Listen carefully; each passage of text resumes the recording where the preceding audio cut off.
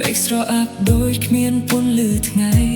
ភ្លឺដែលធ្លាប់ដើរជាមួយគ្នារាល់ថ្ងៃនេះនៅសល់តែស្នាមអនុស្សាវរីយ៍រូបថតចាស់នៅលើចិញ្ចើមនៅតែប្រាប់រឿងស្នេហ៍មិនតន់ផុតបេះដូងបងនៅកន្លែងដែលតួអូនទៅឆ្ងាយមិនត្រឡប់មកបងមិនសុំឲ្យអូនត្រឡប់វិញមិនសុំឲ្យអូនស្រឡាញ់ដូចមុន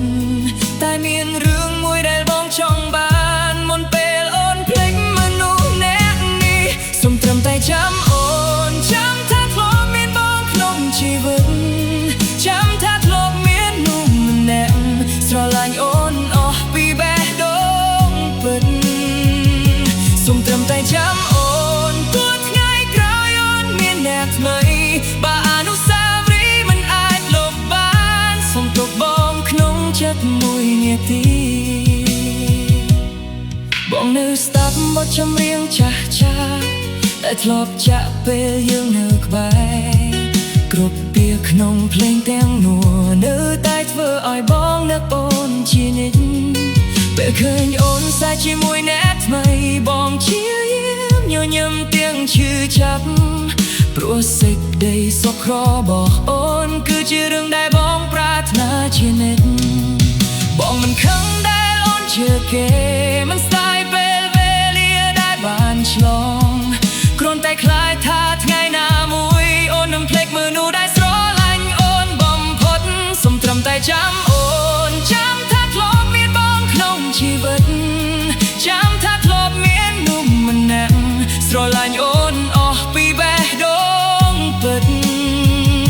សូមត្រឹមតែចាំអូនទោះថ្ងៃក្រោយអូនមានអ្នកថ្មី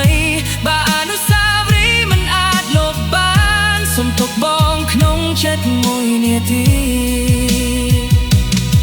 បាត់ថ្ងៃណាអូនលាវភ្លេងនេះហើយនឹកឃើញរឿងរ៉ាវពីមុន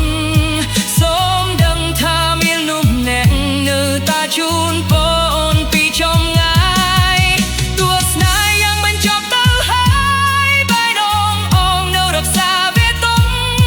មិនមែនដើម្បីឲ្យអូនត្រឡប់តែដើម្បីចងចាំស្នេហ៍ដ៏ស្រស់ស្អាតសូមត្រឹមតែចាំអូនចាំថាបងធ្លាប់ស្រឡាញ់អូនខ្លាំង